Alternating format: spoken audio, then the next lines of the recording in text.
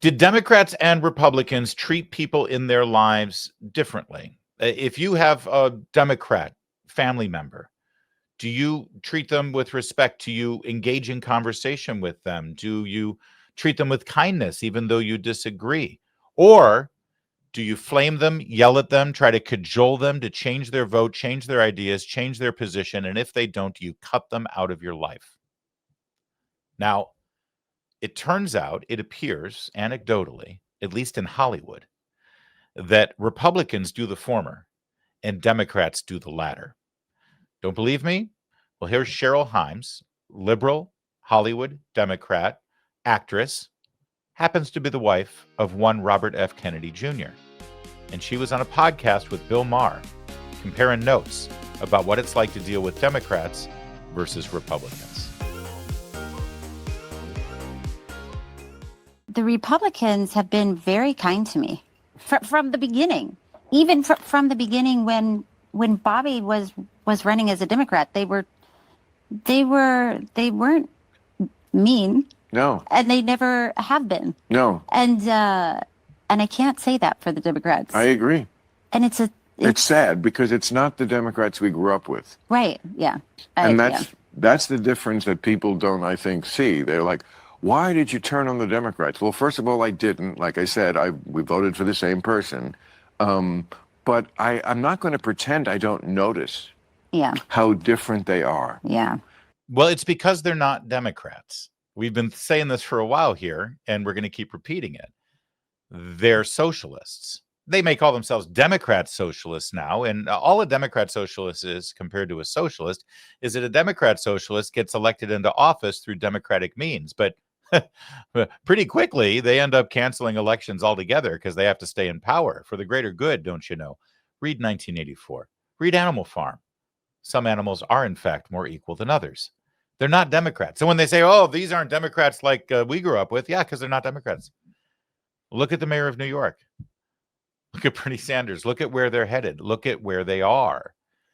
They're not Democrats. And when your religion, when your faith is government and ideology, when it's Marxism, well, that makes it a lot easier to attack and defriend and disengage and cut off people in your lives who are undermining your faith, who are undermining what matters most to you. Not God, not your Savior, not your faith. Marxism. That's really what's motivating this. And it could be cultural Marxism too. But if you meet anybody on the left, they have a couple of pet issues that are non-negotiable if you're going to be in their life. It's either economic Marxism or cultural Marxism in the trans issue or the abortion issue or what have you. Does this ring true to anyone who's been cut out of people's lives over politics? I hope it does. Bill Maher expands on this, talking about the flack that he got for having dinner with Donald Trump, but then also talks about Trump. And this is really revealing what he has to say about Trump here that we're going to dive into a little bit. One good thing about Trump, he really, really does not like war. Which I love that about him. I kind of do, because I don't want war either, and most of them are unnecessary. Agreed. I mean, he took a long time when I had that dinner with him talking about the pictures he sees coming from Ukraine, the stuff that doesn't get out on the news. It's like raw footage of bodies in the field. Yes. And you could tell it really moved him. It's like, I do not want to see this, and I'm the kind of guy who can fix this, at least. You know, he's never not going to be Trump. So, of course, he's like, I solved 9 wars. And, you know, okay, even if it's half that, it's still good that we're solving them and not starting them. That's the thing that I find that I really like about President Trump when he talks about wars and talks about Ukraine. It's funny. Did you see how she paused because she was about to say that there's something that she likes about Donald Trump, President Trump, and Maher totally called her out on it because she knew that the second that she says, here's something I like about President Trump, she was going to get canceled. That's why Maher said, how dare you? But it's true. Think about that. This is a left-wing Democrat actress from Hollywood saying what I like about President Trump is that he doesn't want to get us into any wars. Last I checked, I thought that was kind of something that everyone could want and everyone could agree on. Certainly, all of the peacenik liberal leftists who, it's a funny thing. During the Cold War, when Democrats were all about the peace movement, during Reagan and Bush, 80s, early 90s, it wasn't peace that they wanted. Because back then, we were at war, the Cold War, with the Soviet Union, with the communists, right? And they demanded peace. Just give peace a chance. Why can't we have peace? Why do we have to have war? Why do we have to have these bombs? Just give peace. But that was because the enemy were commies. So it wasn't that they wanted peace. They just wanted to help the commies. And they knew that disarmament and calling off the war and being, that, oh, no, we got to have peace. We got to have peace ends up being refuge for your enemy. It lets them win because you're surrendering. So you thought that they were anti-war, but they're not anti-war. They're not. They're pro-winning. And the way they win is for their political opponents to lose. So if that means being pro-war or anti-war because Trump is running on an anti-war place, then it's fine. It's okay to be anti-war, which is the same as being pro-war, because that puts you in opposition to Donald Trump. You see how it works? And he talks about Ukraine and Russia, and he will say they're losing people on both sides. And it's not just Ukraine is losing people. It's not just Russia is losing people. He sees like both sides. This is a true loss for both sides. And you can feel it from him when he talks about that loss. I mean, I do. All right. So, and this is something, by the way, that is upheld and consistently validated from anyone who spends time with President Trump that I have interviewed and talked to. One consistent through line. He talks about it whenever it comes up to talk of war. It tears him up that there's so much tragic loss of human life, especially children, that he sees go, and he hates it. And his solution is to stop the war. All right. That said, I want to dive into this last part where Mar talks about dinner with Trump. And listen. Hope to have dinner with him again. And, he definitely doesn't like it when you critique him and thinks you're being unfair. But he is willing to listen. Yeah. And he totally is not, because I, had dinner with him and then didn't become a Trumpist, he will yell at me, but does not want to cut me off. He does not want to cut me off, which is something I cannot say about the left. Well, they want to cut you off. Well, exactly. They want to cut you off. You talk, you have a meal, you disagree, you go think about it, you come back, you say, yeah, listen, we're just not going to agree on this. And that's it. And they cut you off. I'll show you the proof in that. But real fast, I just want to highlight this one other point that got lost in the shuffle of the analysis of this interview, this podcast. Listen to this. Oh, he definitely doesn't like it when you critique him and thinks you're being unfair, but that's it right there. Everyone says, oh, he's got such thin skin, and Trump hates it if you can't criticize him. You can't, he can't take it, and he'll just blow up. And no. That's the key. And Maher actually gets it. He gets upset if you critique him and he thinks you're being unfair. When the BBC deceptively edits a video to make it look like he said something that he didn't. When George Stephanopoulos on ABC News lies about him. When 60 Minutes deceptively edits a video to make Kamala Harris look good when she's a disaster. When Joe Biden and Jake Tapper and everyone in the media lied and said that he claimed that there were very fine people on both sides in Charlottesville, when he specifically said, I'm not talking about the white nationalists or the neo-Nazis who should be condemned. That's what drives him insane. Why was he so crazy during Russian collusion? Because the media and the Democrats and the political left, and sadly a lot of rhino Republicans, never Trumpers, claimed that he hired prostitutes in Moscow to pee on a bed. Wouldn't you be pissed off?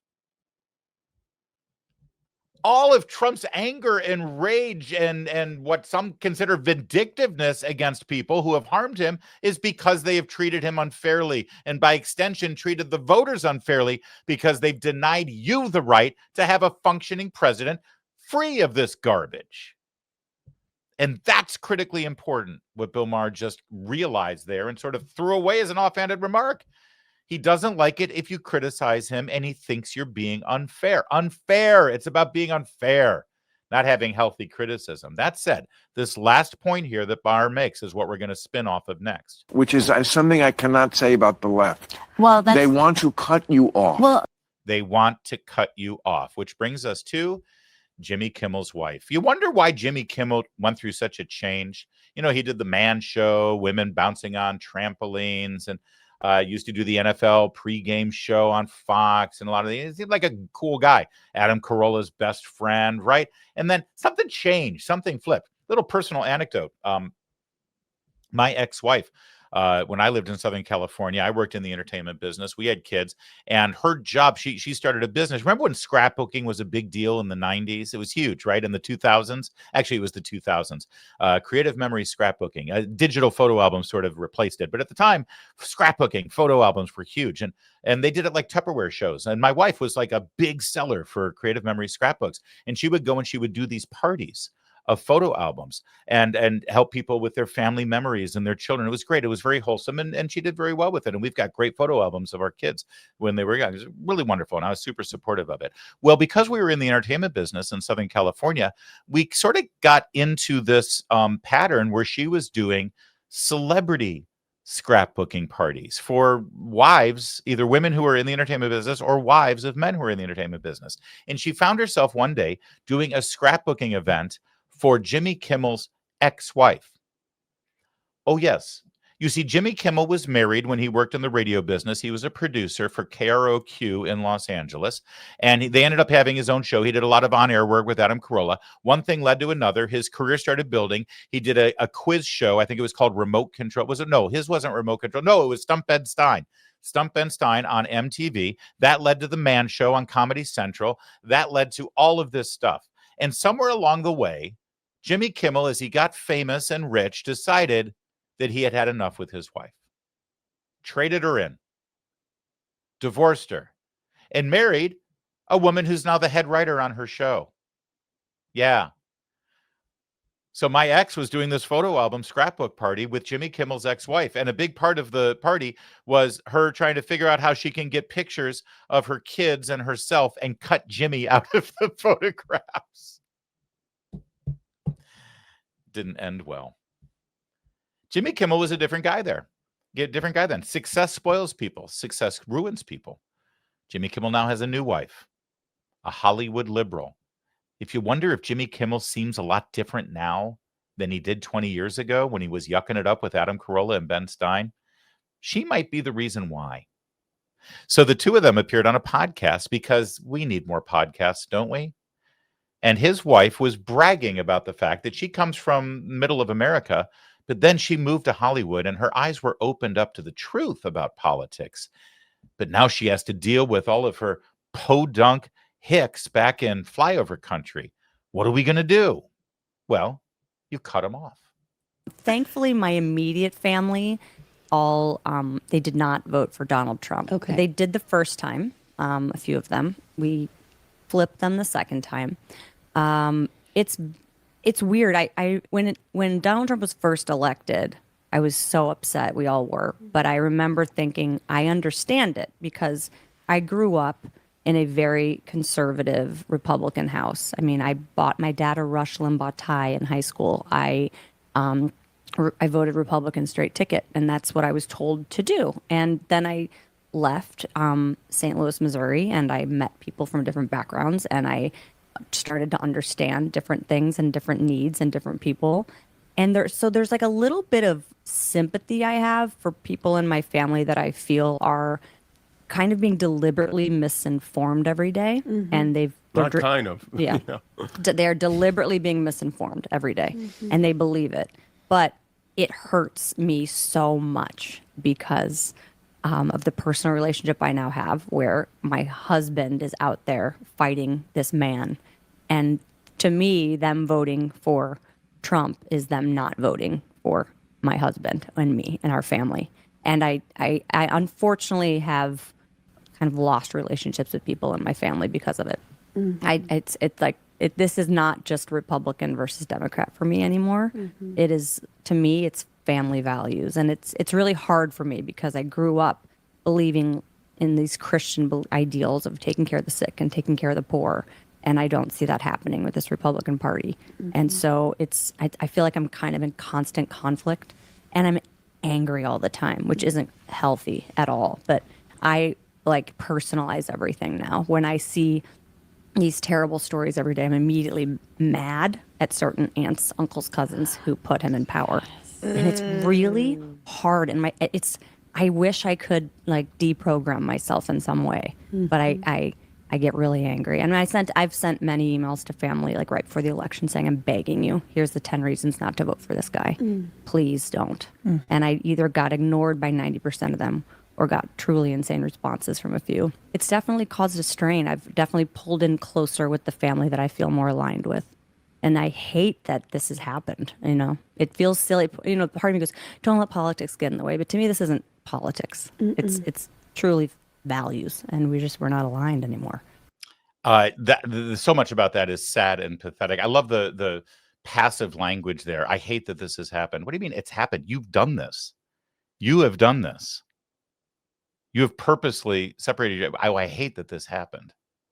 Like it was a tornado or something. And look at Jimmy. Did you notice his face during the whole thing? Like he's just completely powerless in this relationship. It's pathetic. It's sad. It's the left. Look at that in contrast to what you just heard between Ms. Hines and Bill Maher. And by the way, speaking of her husband, Robert Kennedy Jr., his grandnephew, John F. Kennedy's grandson, had a big announcement to make today. He's running for Congress because it's the family business after all. He's running for Congress for Jerry Nadler's vacated seat in New York City. And Lord knows he'll raise a lot of money and probably win because he's got a Kennedy in his name. His name isn't Kennedy, it's Schlossberg, but he'll work Kennedy in there somehow. And what did he have to say about his uncle? Caged one and put it in his cabinet, a rabid dog in his cabinet, put a collar on my cousin RFK Jr. and has him there barking, spreading lies and spreading misinformation. You were the first member of your family to come out and criticize him publicly. What do you say to voters who now see the Kennedy name and associate it with your cousin's policies? I don't think there's anything anyone can do to change what JFK, my grandparents, my mom, my Uncle John stood for. Nobody's that powerful. But RFK Jr. is a dangerous person who has making life and death decisions as Secretary of Health and Human Services. And you don't just have to take my word for it. Now we have an actual record to go on. He has cut a quarter of the people who work in his agency. He fired all the vaccine experts on the panel and replaced them with anti-vaxxers. He's cutting funding for life-saving research, cancer patients, giving them their last hope.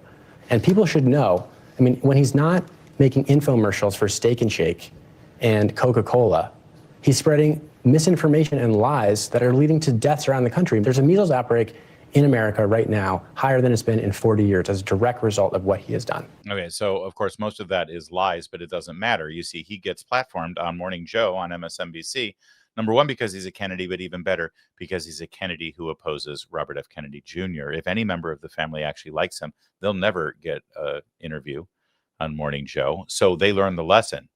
You shut your mouth or just come out against your own family member. That's his own family member that he was calling. How did that go at the beginning? Caged one and put it in his cabinet, a rabid dog in his cabinet. He's calling his uncle, cousin, a dog, a rabid, angry dog. This guy, they're going to package like he's a product. And they're going to sell him. Oh, it's the new Kennedy, everybody. In fact, look at this video the New York Times produced about him. You don't think I'm telling the truth here about how they're going to package him? Look at this. Look at the 60s style film techniques. Look, it's the 60s again, everyone. And he's a Kennedy. Look, he's dressed with a skinny tie. Oh, look at it. This could be a Mad Men era, right? Hey, why don't you come up naturally on the rooftop, take your jacket off, and just lean and look at the sunrise? You know, like most people do. Why don't you click your heels as you're walking across the crosswalk in Manhattan and then wave to the camera? Because it's the 60s all over again. And they love it. Of course, when Bobby Kennedy does it and evokes the 60s, they hated it. Remember this?